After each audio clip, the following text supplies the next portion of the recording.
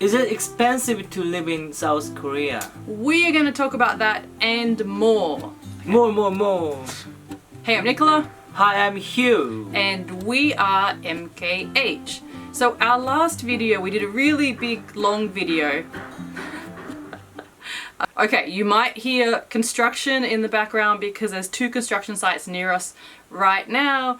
Good thing we're moving soon. That's actually what we talked about in our last video, right? We had a very long video that talked about different places you can rent in Korea, what wolse is, what jeonse is. We talked about all those things. And we wanted to answer some people's questions in that video, but we ran out of time. And then more people have asked questions since then. So we've got a few things we're going to answer.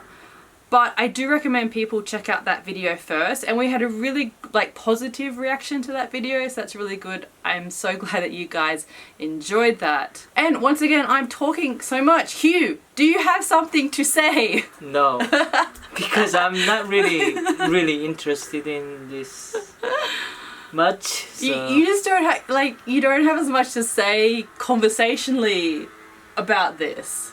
Can you hear that in the background? I'm hoping you guys can't hear it. I think this is showing that one of a similar topic because Seoul and in Korea, South Korea, the most of population is in Seoul. In Seoul, yeah. And you have small land and people just make a building. Yeah. So this was like a tiny block behind us here, and they're already doing this tall building like that. So I did want to say that I'm going to be talking mostly in this one as well, as not that I'm interrupting him. We edit it, so the pauses that he has are edited out. There was only 2 comments like that, but people that have been watching us for a long time, they know that irritates me because most of the time you're interrupting me, my general life. Okay. Okay, we'll go into the questions. If he wants to say something, he will say it. Don't worry. Okay, first question. Is it... you hear the beeping? I don't know if you guys could hear that or not, but beep, beep. Is it expensive to live in Korea? And the answer to this is, it depends. It depends, right? Yes. So people that are coming from Hong Kong, Singapore, Sydney even, they often come to Korea and they're like, what is that beeping noise? They are like, oh wow, it's actually pretty cheap. The beeping noise is still going. Yeah, so people from Singapore, Hong Kong, those type of places will come and be like, wow, it's really cheap to live in South Korea, right? But there's people coming from other countries that might see it as a little bit more expensive. It also depends, are you living in Seoul? Are you living in the countryside? Where are you living in Korea?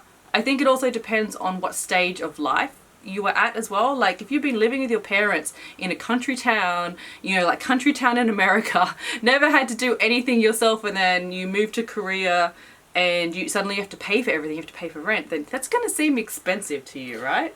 Everywhere. If you're well traveled and you've lived in a lot of countries, then I would say South Korea is not that expensive. But if you're just moved out of home and you don't have a good grasp on how expensive it is to live just in general, to stay alive, then you might feel like, oh, it's really expensive. Yeah, there is some space you pay really small amount of money, but tiny space. Yeah. Really tiny. I guess that's the thing, is most accommodation in Korea is going to be maybe smaller than what you're used to. Or it could be bigger. If you're coming from Hong Kong, it might be bigger. I think so. It really just depends. The thing that people do find expensive is the big deposit that you do, whether you're doing wolse or whether you're going to do jeonse. And we talked all about that in the previous video. So if you don't really understand what that is, please go check that out in the other video. There'll be a link down in the description.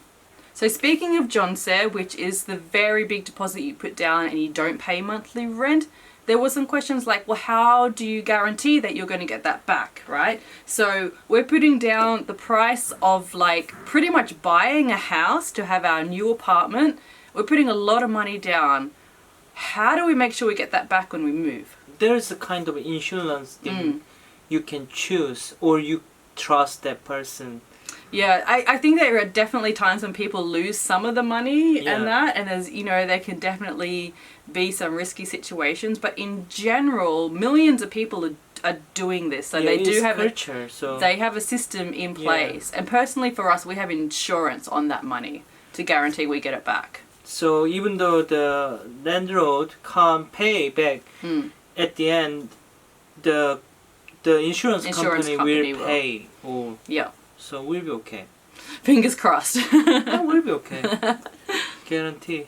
Another question was, are apartments furnished? It depends. So definitely where we moved in, it not furnished. We didn't even have like built-ins, and also we had to buy a gas range for this place as well. But some places will have washing machine, refrigerator, all that type of stuff, and then some places will be almost completely furnished as well, and this is called like option in Konglish. Yeah, and option. so there'll be some apartments that are like full option, which means everything is furnished and you have all your appliances that you need, and that of course is going to be affecting the price a little bit as well. Yeah, a little bit more expensive. Yeah. Another question is, how do you get the furniture into the apartment? Because like there's a little door and then it's like might be high up in an apartment building. There is a certain type of a moving crane where you get it through the big windows. So you see this a lot in Seoul. If you're walking around on any day, you will see somebody moving and it goes up and then the thing comes and our son, you'll love seeing that. That's the highlight of the day for him. It means they sort of take, some places they take out the window frames, or sometimes you just got to open it up and they get the furniture in like that. There were some questions about moving companies, but I think we might answer that after we've moved. We might have some more information to say about that. We're moving in 2 weeks. Okay, what is the monthly rent in Korea? Somebody asked. Oh, this is another one where the answer is... Depends.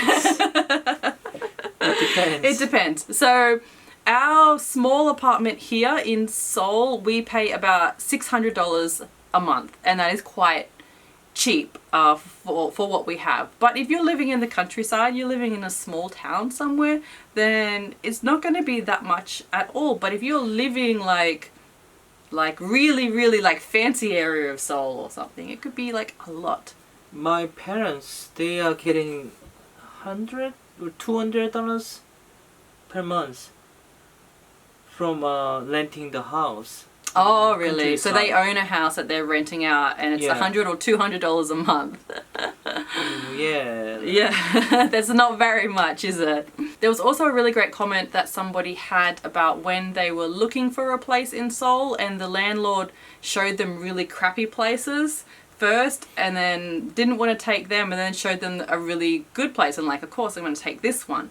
And so this happens a lot. Like, it happened to us as well. They show us these places and they're not very good, and they'll be like, oh, this is the best place you're going to get. So my theory about this is that there's a lot of crappy places on the market that they can't find people to put in. So they're wanting to find those desperate people, those people that don't have time, because otherwise these apartments sit there for ages. And I looked on the app again, just curious, and there's some places that we saw like months and months ago, and they're still there. They haven't got anybody in them yet. And really, landlords should be like remodeling them and making them nicer, but they don't want to, right? Or they drop the price down, but they don't. So I think it can be hard for real estates trying to find people to put them into these places. So they'll show you these dodgy ones and hope you'll be tricked into getting the dodgy one. But like, just keep looking, there will be something better. That's my theory about it anyway. Another question was, how long is a contract usually in Korea? 2 years. So standard is 2 years, and you can get 1 year? Yeah, can get 1 year, or it depends, like, but usually 2 years or 1 year. Mm-hmm. And so John said 2 years. But when you go to renew it, the landlord can ask for more money on top of that, right? Yes. To keep it. Yeah. So the 2 years, you know, your landlord might negotiate with you, like, or they might be like, we'll keep the rent the same as it is. Sometimes if the landlord is really good, and this kind of situation, they can They can just be like, if you want to keep living here, you either need to pay more monthly rent, or we want you to add more to the Jonse or you money, leave. or you leave. So if you're wanting to find somewhere else, that's fine. But if it's a place that it's your home, you don't want to leave, then that can suck. But I mean, in general, most people in Korea are renting anyway. Like, the renting culture is quite normal here. So there's definitely some really terrible landlords, but I feel better treated in Korea than I would renting in Australia, where real estates can treat you quite badly and landlords can treat you quite badly, because it's like, the dream of home ownership, if you're home ownership, then you're up here. But here, I mean, it's just so normal to rent, right? Yes. So I feel like in general you're treated pretty well. And also Jonse price is almost similar price as Buying a house. Yeah. So So speaking about buying a house, what if we wanted to buy a house in the countryside? Can we afford that? yes. We could have like a 4-bedroom house. No, we can find like 5-6 bedroom house with a backyard and everything like that. And they're putting a lot of more development in the countryside areas now. So that's the countryside areas around Seoul are turning more into suburbs, and they look more like Western country suburbs now. So that's interesting to see, and that is an option for people. Of course, as I mentioned in the last video, if you're working in Seoul, it's a long way to travel in. But if you can work remotely or you're working in that area, definitely these bigger houses with backyards or front yards are becoming way more normal, and they are affordable in Korea.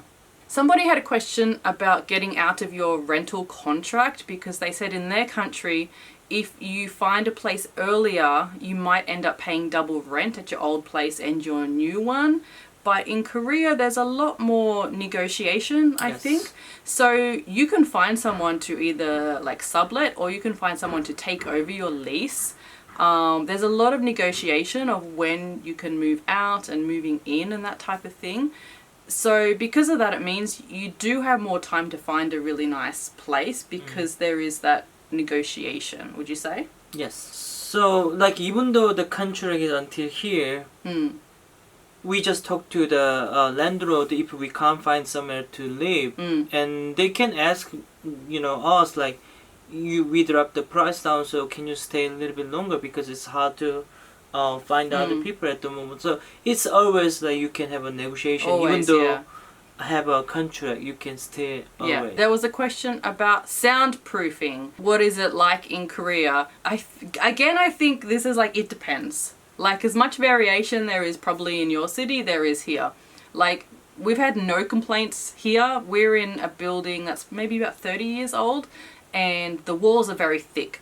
And we've never had complaints from downstairs or anything like that. But there's newer apartments where they build with like thinner stuff, and there can be complaints, like different levels if there's children running. I feel like this is similar in Australia as well. The older the building is, the thicker the walls tend to be. And a lot of newer ones, they're just doing it in a really dodgy way where they're not. I feel like a lot of countries maybe have this at the moment. Let us know in the comment section. So definitely something that is just a case by case basis as far as soundproofing. So people ask us about people living in hanok in Seoul. So hanok is a traditional Korean building, traditional home.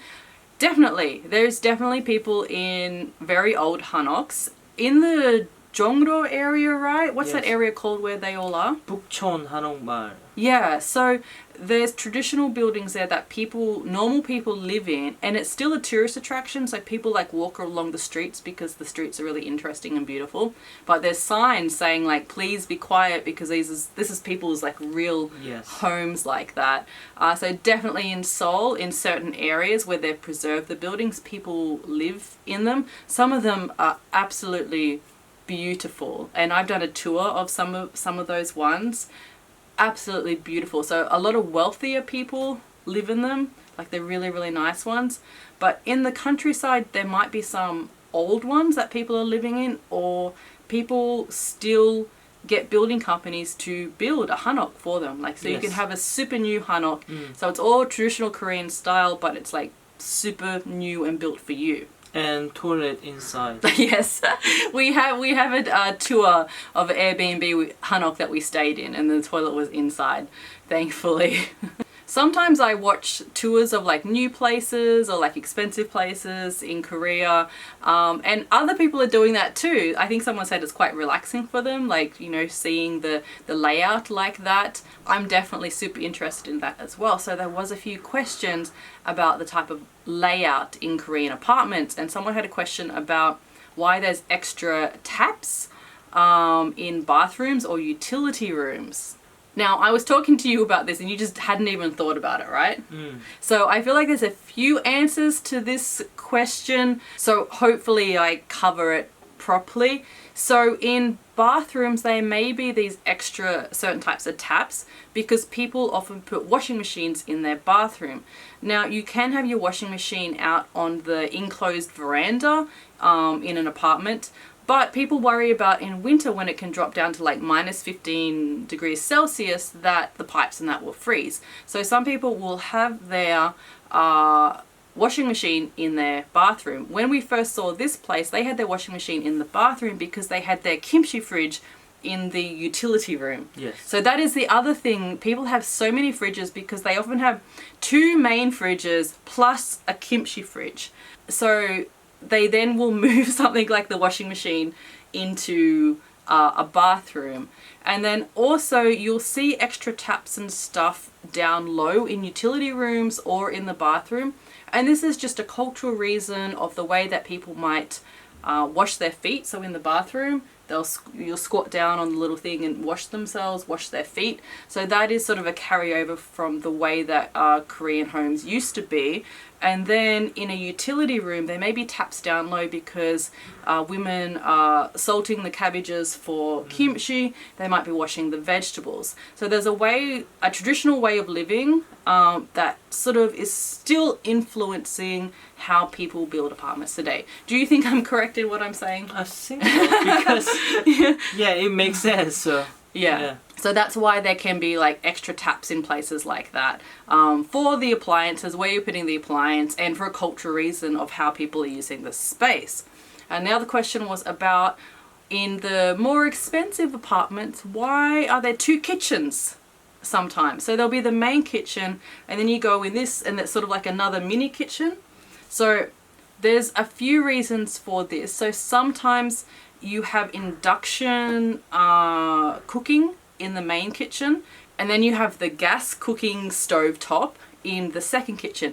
And this is for cooking gogi meat, like things that are smellier, especially mackerel, right? I know Koreans complain a lot about when they're cooking that. So they'll have that one because they're going to cook those things out there. And then also just more storage. Like if you're a Korean housewife, you have so much of everything. You have, like, they didn't need to hoard for the like pandemic because they already had everything there, right? So that's why there can be 2 kitchens. And also from personal experience of seeing wealthy people's homes in person, one of the things that they do is their main kitchen is literally like a display. Like you have friends over and like, oh, have some tea and coffee, and I don't know why they're speaking in British accents because it's in Korea, you know. You know, and they will entertain people in the main kitchen, but they'll do the live-in maid will do all the extra work in the second kitchen over here. So often bring it in. So you're not seeing dirty dishes or you're not seeing anything like that because it's all happening in the second kitchen, and then the main kitchen is more for show and for entertaining. Wow. That was a lot to explain.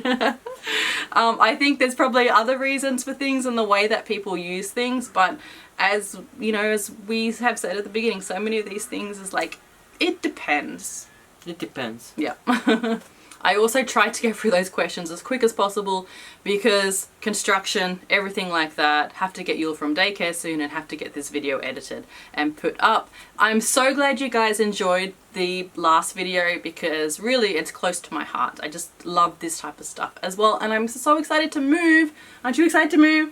Yes, you just want me to shut up. But there's going to be lots of vlogs about moving and everything we're doing there. Anyway, I will see you guys later. Check out the social media, everything like that. Say goodbye. Bye-bye.